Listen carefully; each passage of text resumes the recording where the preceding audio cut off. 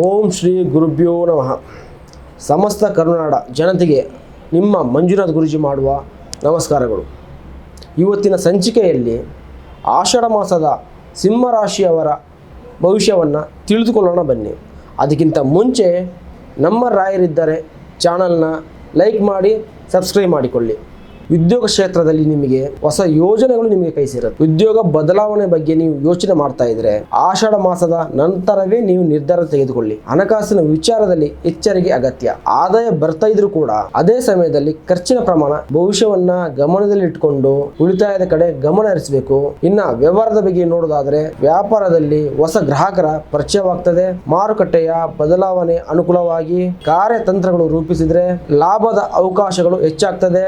ಇನ್ನ ಪ್ರೀತಿ ಜೀವನದಲ್ಲಿ ಆತುರದ ಮಾತುಗಳನ್ನು ತಪ್ಪಿಸಿ ಪರಸ್ಪರ ಗೌರವ ಮತ್ತು ವಿಶ್ವಾಸ ಮತ್ತು ಸಂಬಂಧವನ್ನು ಬಲಪಡಿಸುತ್ತದೆ. ವಿವಾಹದ ಬಗ್ಗೆ ಚರ್ಚೆ ಆಗುವಂತ ಸಾಧ್ಯತೆ ಇದ್ದರೂ ಕೂಡ ಹಿರಿಯರ ಸಲಹೆಗೆ ಮಾತು ನೀಡಿ. ಇನ್ನು ಕುಟುಂಬದ ವಿಚಾರದಲ್ಲಿ ಮನೆಯ ಸದಸ್ಯರೊಂದಿಗೆ ಉತ್ತಮ ಸಮಯ ಕಳೆಯುವ ಅವಕಾಶ ಸಿಗುತ್ತದೆ. ಕುಟುಂಬದಲ್ಲಿ ಸಣ್ಣ ಪುಟ್ಟ ಭಿನ್ನಾಭಿಪ್ರಾಯ ಬಂದರೂ ಕೂಡ ನಿಮ್ಮ ಸಮಾಧಾನದ ಸ್ವಭಾವದಿಂದ ಅದು ಪರಿಹಾರವಾಗ್ತದೆ. ಹಿರಿಯರ ಆಶೀರ್ವಾದದಿಂದ ನೆಮ್ಮದಿ ಹೆಚ್ಚಾಗ್ತದೆ.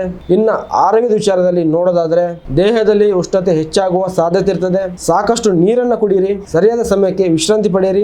ನಿಮ್ಮ ರಾಶಿಯಾಧಿಪತಿ ಸಿಂಹ ಆಗಿರುವುದರಿಂದ ಪ್ರತಿದಿನ ಬೆಳಿಗ್ಗೆ ಸೂರ್ಯವನ್ನ ನಮಸ್ಕಾರ ಮಾಡಿ ಓಂ ಸೂರ್ಯಾಯ ನಮಃ ಮಂತ್ರವನ್ನ 108 ಬಾರಿ ಜಪ ಮಾಡಿ ಗೋಧಿ ಬೆಲ್ಲವನ್ನ ದಾನ ಮಾಡಿದ್ರೆ ಸೂರ್ಯನ ಅನುಗ್ರಹದಿಂದ ಗೌರವ ಮತ್ತು ಕಾರ್ಯಸಿದ್ಧಿ ಆಗ್ತದೆ. ಇದಾಗಿತ್ತು ಸಿಂಹ ರಾಶಿಯವರ ಆಷಾಢ ಮಾಸದ ಭವಿಷ್ಯ. ಈ ವಿಡಿಯೋ ನಿಮಗೆ ಇಷ್ಟವಾದರೆ ನಮ್ಮ ರಾಯರಿದ್ದಾರೆ ಯೂಟ್ಯೂಬ್ ಚಾನಲ್ನ ಲೈಕ್ ಮತ್ತು ಸಬ್ಸ್ಕ್ರೈಬ್ ಮಾಡಿಕೊಳ್ಳಿ. ನಮಸ್ಕಾರ.